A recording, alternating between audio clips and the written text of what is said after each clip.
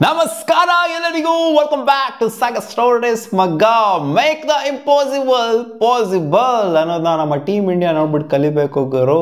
Just ಎರಡೇ ದಿನದಲ್ಲಿ test match ನ ಮುಗಿಸೋಂತ ಒಂದು ಸೀನ್ ಏನಾದ್ರು ಬಂತು ಅಂತಂದ್ರೆ ನಮ್ಮ ಟೀಮ್ ಇಂಡಿಯಾ ಅದನ್ನ ಯಾವ ತರ ಚಾಲೆಂಜ್ ಆಗಿ ತಗೊಂಡು ಮುಗಿಸುತ್ತೆ ಅನ್ನೋದು ಈ ಮ್ಯಾಚ್ ಪ್ರೂವ್ ಆಯ್ತು ಮಗ.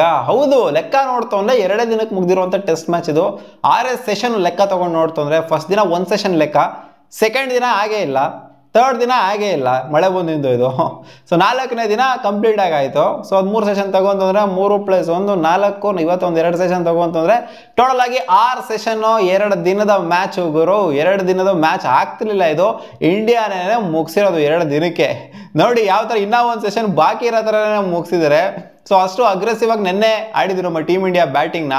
ಅಷ್ಟು ಅಗ್ರೆಸಿವ್ ಆಗಿ ಆಡಿರಲಿಲ್ಲ ಅಂತಂದ್ರೆ ಬಹುಶಃ ಮ್ಯಾಚು ಕಂಪ್ಲೀಟ್ ಆಗ್ತಿಲ್ವೇನೋ, ಡ್ರಾ ಆಗ್ತಿತ್ತೇನೋ. ಸೊ ಬಾಂಗ್ಲಾದೇಶದವರು ಒಂಥರ ಇವತ್ತು ಅವರು ತಲೆ ಕರೆಕ್ಟಾಗಿ ಇಟ್ಕೊಂಡ್ ಬಂದಿಲ್ಲ ಅಂತ ಕಾಣಿಸುತ್ತೆ. ಇವತ್ತು ಫಾಲ್ ಶಾಟ್ನ ಇಂಡ್ಯೂಸ್ ಮಾಡ್ಬಿಟ್ರು, ಸಿಕ್ಕಾಪಟ್ಟೆ ಫಾಲ್ ಶಾಟ್ನ ಇಂಡ್ಯೂಸ್ ಮಾಡ್ಬಿಟ್ರು.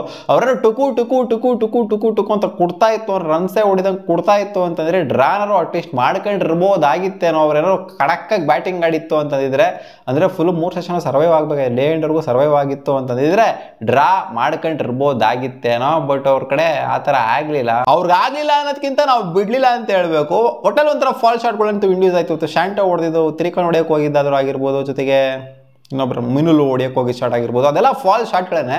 ನೀಟಾಗಿ ಆಡಿತ್ತು ಅಂದರೆ ಬೇಕಾದ್ರೆ ಸರ್ವೈವ್ ಆಗಿರ್ಬೋದಾಗಿತ್ತು. ಒಂದಿನ ಸರ್ವೈವ್ ಆಗೋದೇನು ದೊಡ್ಡ ಮ್ಯಾಟ್ರ್ ಏನು ಅಲ್ವೇ ಅಲ್ಲ. ಬಾಂಗ್ಲಾದೇಶ ಮಾಡೇ ಇಲ್ಲ ಹಿಂದೆ ಅಂತ ಅಲ್ಲ, ಸರ್ವೈವ್ ಆಗಿದ್ದಾರೆ, ಮಾಡ್ಕೊಂಡಿರ್ಬೋದಾಗಿತ್ತು. ಡ್ರಾನ ಕಷ್ಟಪಟ್ಟಿತ್ತು ಅಂತಂದರೆ ಅವ್ರಿಗೆ ತಲೆಯಲ್ಲಿ ಏನಿದೆ ಅಂತ ಗೊತ್ತಿಲ್ಲ. ಒಟ್ಟಲ್ಲಿ ಈ ಥರ ಮಾಡಿದ್ರು. ಒಟ್ಟಿನಲ್ಲಿ ನಮ್ಮ ಇಂಡಿಯನ್ ಬೌಲಿಂಗ್ ಡಾಮಿನೇಷನು ಜೊತೆಗೆ ಬ್ಯಾಟಿಂಗ್ ಡಾಮಿನೇಷನು ಎರಡೂ ಕೂಡ ಈ ಸೀರೀಸಲ್ಲಿ ಸಖತ್ತಾಗಿನೇ ಕಾಣಿಸ್ಕೊಂಡಿದೆ. ಅದು ನೋಡಿ ಯಾವ ಥರ ಈ ರಿಸಲ್ಟಿಗೆ ನೋಡಿದ್ವಲ್ಲ ಈ ಪಂದ್ಯನ, ನಾನು ಅಂದ್ಕೊಂಡಿದ್ದೆ ಈ ಮ್ಯಾಚು ಡ್ರಾ ಆಗುತ್ತೆ ಅಂತ. 2 ದಿನ 3 ದಿನ ಆಲ್ಮೋಸ್ಟ್ ಮಳೆ ಬಂದು ಉಡಾಯಿಸ್ತು ಅಂದರೆ ಇದರಿಂದ ರಿಸಲ್ಟ್ ಬರುತ್ತೆ, ಇದನ್ನ ಎಕ್ಸ್ಪೆಕ್ಟೇಷನ್ ಇಟ್ಕೊಂತೀವ ನಾವು. ಯಾಕಂದರೆ ಬಾಂಗ್ಲಾದೇಶ ಇನ್ನೂ ಬ್ಯಾಟಿಂಗ್ ಆಡ್ತಾ ಇದ್ರು. ಬಾಂಗ್ಲಾದೇಶ ಜಸ್ಟ್ ಇನ್ನ 2 ವಿಕೆಟ್ 3 ವಿಕೆಟ್ ಅಷ್ಟೇ ಕಳ್ಕೊಂಡಿದ್ದು, 102 ರನ್ ಹೊಡೆದ್ಬಿಟ್ಟು 4ನೇ ದಿನದಲ್ಲಿ ಸ್ಟಾರ್ಟಿಂಗಲ್ಲಿ ಇನಿಷಿಯೇಟ್ ಮಾಡಿದಾಗ ಅವರು ಲಿಟ್ರಲಿ ನಾನು ರಿಸಲ್ಟ್ ಬರುತ್ತೆ ಅಂತ ಖಂಡಿತ ಅನ್ಕೊಂಡಿರಲಿಲ್ಲ.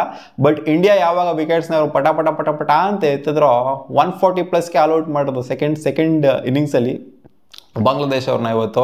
ಸೊ ಆ್ಯಕ್ಚುಲಿ ಇವತ್ತಂತಕ್ಕಿಂತ ನೆನ್ನೆದು ಇನ್ಕ್ಲೂಡ್ ಮಾಡ್ಕೊಂತು ಅಂತಂದರೆ ಅಶ್ವಿನ್ ಅವರು ಸ್ಟಾರ್ಟಿಂಗ್ ಇನಿಷಿಯಲ್ 3 ವಿಕೆಟ್ನು ಕೂಡ ಎತ್ತಿರೋದು. ಇವತ್ತು ಕೂಡ ಇನಿಷಿಯಲ್ ಬ್ರೇಕ್ ಥ್ರೂ ಅವರೇ ತೊಗೊಂಬಂದು ಕೊಟ್ಟಿದ್ದು. ಸಖತ್ತಾಗಾಡಿದಂಥ ಮೊಮಿನುಲು ಇವತ್ತು ಬಂದಿದ ತಕ್ಷಣ ಪಟಾರ ನನಗೆ ಲೆಗ್ ಸ್ಲಿಪ್ಪಲ್ಲಿ ಔಟ್ ಆಗ್ಬಿಟ್ರು. KL ರಾಹುಲ್ ಒಂಥರ ಶಾರ್ಪ್ ಒಂದು ಸಖತ್ ಕ್ಯಾಚ್ ಅಂತ ಹೇಳಬೇಕು. ಅಶ್ವಿನ್ ಅವರಿಗೆ ಬಿದ್ದಂಥ ವಿಕೆಟು. ಆ್ಯಂಡ್ 50 ಕೂಡ ಕಂಪ್ಲೀಟ್ ಮಾಡಿದ್ರು. KL ರಾಹುಲ್ ಕ್ಯಾಚ್ನ ಡ್ರಾಪ್ ಮಾಡಿದ್ರು. ಇನ್ನೇನು ಸೆಷನ್ ಎಂಡ್ ಆಗುವಂಥ ಟೈಮಲ್ಲಿ. ಸೊ ಅವ್ರು 15 ಕಂಪ್ಲೀಟ್ ಮಾಡಿದ್ರು. ಇಸ್ಲಾಮ್ ಅವರು 50 ಆಗಿದ ತಕ್ಷಣ ಪಟಾನಿಗೆ ಔಟ್ ಆಗಿದ್ದು. ಸೊ ಅದು ಕೂಡ ಒಂದು ಸಖತ್ ಕ್ಯಾಚ್ ಅಂತ ಹೇಳಬೇಕು. ಯಶಸ್ವಿ ಜಾಸ್ವಾಲ್ ಹಿಡಿದಿದ್ದು. ಆಕಾಶ್ ದೀಪು 2 ಇನ್ನಿಂಗ್ಸಲ್ಲಿ ಕೂಡ ಅವ್ರ ವಿಕೆಟ್ನ ಎತ್ತಿದ್ದಾರೆ, ಇಸ್ಲಾಮ್ ಅವರ ವಿಕೆಟು. ಸೊ ಅವ್ರೊಬ್ಬರನ್ನ ಬಿಡ್ತಾರೆ, ಇನ್ಯಾರು ಕೂಡ ಅಷ್ಟೊಂದು ಕನ್ವಿನ್ಸಿಂಗ್ ಆಡಲಿಲ್ಲ. ಅಲ್ಲಿ ಮುಷ್ಟಿಕರ್ ರೈಮ್ ಕ್ಲಾಸ್ ಅವರು ಕಡೆಯವ್ರು ನಿಂತ್ಕೊಂಡು ಇಲ್ಲ ಟುಕು ಅನಿಸ್ತೀನಿ ತಾವು ಕೂತ್ಕೊಂಡೇ ಇದ್ರು. ಅವ್ರ ವಿಕೆಟ್ ಬುಮ್ರಾ ಬಂದ್ಬಿಟ್ಟು ಟಿಳಿಂಗ್ ಅಂತ ಆರಿಸಿದ್ದು. ಸೊ ಫಸ್ಟ್ ಇನ್ನಿಂಗ್ಸಲ್ಲೂ ಬುಮ್ರಾ ಅವರೇ ಅಂತ ಕಾಣಿಸಿದ್ರು, ಟಿಲಿಂಗ್ ಅಂತ ಆರಿಸಿದ್ದು. ಹಿಂಗೆ ಬ್ಯಾಟಿಂಗ್ ಎತ್ತಿದ್ರಲ್ಲ. ಸೊ ಈ ಇನ್ನಿಂಗ್ಸಲ್ಲೂ ಕೂಡ ಅವರೇ ವಿಕೆಟ್ನ ಎತ್ತಿದ್ದು, ಬೋಲ್ಡ್ ಆಗೋದ್ರು. ಸೊ ಇನ್ನೇನು ಹೇಳ್ತೀರಾ, ಅಲ್ಲಿ ರವೀಂದ್ರ ಜಡೇಜಾ ಅವರ ಡಾಮಿನೇಷನು ಅಲ್ಲಿ ಮಿಡ್ಲ್ ಓವರ್ಸಲ್ಲಿ ಸಖತ್ತಾಗಿತ್ತು. ಲಿಟನ್ ದಾಸ್ ಅವರ ವಿಕೆಟು, ಶಾಂಟೋ ಅವರ ವಿಕೆಟು, ಶಕೀಬ್ ಅವರ ವಿಕೆಟ್ನ ಅಲ್ಲಿ ಮೇನ್ ಕ್ರೂಷಲ್ ಆಗಿ ಟಕ ನಂಗೆ ಎದ್ದಿದ್ರೇ ಇಷ್ಟು ಬೇಗ ಅವರ ಇನ್ನಿಂಗ್ಸ್ನ ಕ್ಲೋಸ್ ಮಾಡೋದಕ್ಕೆ ಆಗಿದ್ದು. 140+ಗೆ ಆಲ್ಔಟ್ ಆಗ್ತಾ ಇದ್ದಂಗೆ. ಅದು ಒಂಥರ ಹೆಂಗಿತ್ತು ಅಂತಂದರೆ ಫಸ್ಟ್ ಸೆಷನ್ ಇನ್ನೇನು ಎಂಡ್ ಆಗಬೇಕು ಮಗ, ಲಾಸ್ಟ್ ಬಾಲ್ ಇಂದ ಫಸ್ಟ್ ಸೆಷನ್ನು ಜಸ್ಪ್ರೀತ್ ಬುಮ್ರಾ ಬಂದ್ಬಿಟ್ಟು ಬಿಡ್ತಾರೆ ನೋಡಿ, ಮುಷ್ತಿಕರ್ ರೈಮ್ಗೆ ಬೋಲ್ಡ್ ಟಿಳಿಂಗ್ ಅಂತ ಹಾರ್ಕೊಂಡು ಹೋಗುತ್ತೆ. ಅದು ಮಾತ್ರ ಒಂಥರ ಸೈಕ್ ಆಗಿತ್ತು ಮಗ. ಲಾಸ್ಟ್ ಬಾಲ್ ಆಫ್ ದ ಸೆಷನ್ನು ಟಿಳಿಂಗ್ ಅಂತ ಹಾರ್ಕೊಂಡು ಹೋಗುವಂಥದ್ದು. ಆಲ್ ಔಟ್ ಆದರೂ ಮತ್ತು ಸೆಕೆಂಡ್ ಸೆಷನ್ ನಮಗೆ ಬ್ಯಾಟಿಂಗ್ ಸಿಕ್ತು. ನಾನು ಅಂದ್ಕೊಂಡಿದ್ದೆ ನೋ ಲಾಸ್ ಕೊಟ್ಟಿದ್ದಾರೆ ಅಂತ. 95 ರನ್ ಟಾರ್ಗೆಟು, ನೋ ಲಾಸ್ ಹೊಡೆದು ಬಿಸಾಕ್ತಾರೆ ಅಂತ. ಇನಿಷಿಯಲಿ ರಮ ಅಂತ ಸ್ಟಾರ್ಟ್ ಮಾಡಿದ್ರು ರೋಹಿತ್ ಶರ್ಮಾ.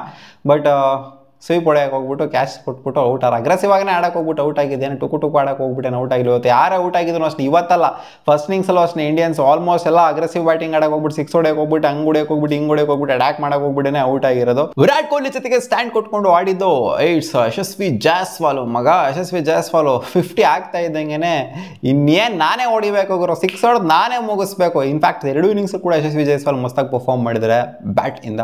ಕ್ಯಾಚಿಂಗು ಕೂಡ ಸಾಕಾಗಿತ್ತು ಯಶಸ್ವಿ ಜಾಸ್ವಾಲ್ ಅವ್ರದ್ದು. ನಾನೇ ಮುಗಿಸ್ಬೇಕು ಗುರು ಅಂತ 6 ಹೊಡೆಯಕ್ಕೆ ಹೋಗಿದ್ರು. 3 ರನ್ ಬೇಕಿತ್ತು ಇಂಡಿಯಾಗೆ. 6 ಹೊಡಿತೀನಿ ತಗೊಳ್ಳಿ ಅಂತ ಕ್ಯಾಚ್ ಕೊಟ್ಬಿಟ್ಟು ಔಟ್ ಆಗಿಬಿಡೋದ. ಸೊ ಫಿನಿಶ್ ಮಾಡಿದ್ರೆ ಚೆನ್ನಾಗಿರೋದು, ಬಟ್ ಪರವಾಗಿಲ್ಲ. ಔಟ್ ಆದರೂ ಏನೋ ಮಾಡೋಕ್ಕಾಗಲ್ಲ. ನಗ್ತಾ ಇದ್ರು ವಿರಾಟ್ ಕೊಹ್ಲಿ ಅವರು 6 ಹೊಡೆಯಕ್ಕೆ ಹೋಗ್ಬಿಟ್ಟು ಔಟ್ ಆಗಿದ್ದೆ ನೋಡ್ಬಿಟ್ಟು. ಸೊ ವಿರಾಟ್ ಕೊಹ್ಲಿ ಒಂದು 29 ನಾಟ್ ಔಟ್ ಆಗಿ ಉಳ್ಕೊಂಡಿದ್ದಾರೆ. ಆ್ಯಂಡ್ ರಿಷಬ್ ಪಂತ್ ಬಂದ್ಬಿಟ್ಟು ಫಿನಿಶಿಂಗ್ ಟಚ್ ಕೊಟ್ಬಿಟ್ಟು 4 ಹೊಡೆದ್ಬಿಟ್ಟು ಮ್ಯಾಚ್ನ ಮುಗಿಸಿದ್ರು.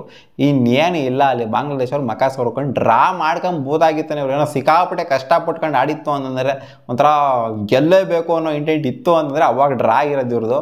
ಸೊ ಇವರು ಡ್ರಾಗೇನೆ ಆಡ್ತು ಅಂತಂದರೆ ಇನ್ನೇನು ಸೋಲೋದೇನೆ. ಇವರು ಡ್ರಾಗೂ ಆಡಿಲ್ಲ ಇವತ್ತು, ಸೋಲಾಗೋಸ್ಕರನೇ ಆಡಿದ್ರು ಅನ್ನೋ ಥರನೇ ಇತ್ತು ಇವತ್ತು ಬಾಂಗ್ಲಾದೇಶ ಅವ್ರು ಆಡಿದ್ದು. ಸೊ 2-0 ಸೀರೀಸು, ಇಂಡಿಯಾದ ಡಾಮಿನೇಷನ್ನು ಅಷ್ಟೇ, ಇನ್ನೇನಿಲ್ಲ. ಬಾಂಗ್ಲಾದೇಶ ಅವ್ರು ಹಂಗೆ ಮಕಾಸ್ ಹೊರ್ಕೊಂಡು ಹೋಗ್ಬೇಕು ಅಷ್ಟೇ. ಬಂದಂಥ ದಾರಿಲಿ ಪಾಕಿಸ್ತಾನದವ್ರಿಗೆ ಹೊಡೆದ್ಬಿಟ್ಟಿದ್ದೀವಿ ನಾವು, ಇಲ್ಲಿ ಹಂಗೆ ಮಾಡ್ತೀವಿ ಹಿಂಗೆ ಮಾಡ್ತೀವಿ ಅನ್ನೋ ಹೋಪ್ ಇಟ್ಕೊಂಡು ಬಂದಿದ್ರು. ಬಟ್ ಬಿಲ್ಡಪ್ ಏನು ತಗೊಂಡಿರಲಿಲ್ಲ ಅವರು. ಸೊ ಆ ಬಿಲ್ಡಪ್ಪು ತಗೋಣ ಅಂತ ಅಗತ್ಯತೆಯೂ ಕೂಡ ಇಲ್ಲ ಇವಾಗಂತ ಪ್ರೋ ಆಯಿತು ಮತ್ತೆ ಅಷ್ಟೇ. ಸಿಗೋಣ ಮುಂದಿನ ವಿಡಿಯೋದಲ್ಲಿ. ಒಂದು ವೇಳೆ ಏನಾದರೂ ಇವರು ಗೆದ್ಬಿಡಿದ್ರು ನಮ್ಮ ಮೇಲೆ ಅಂತ ಅಂದಿದ್ರೆ ಎಲ್ಲೆಲ್ಲಿಂದನೋ ರೆಕಗ್ನಿಷನ್ ಸಿಕ್ಬಿಟ್ರೋದು ಇವ್ರಿಗೆ.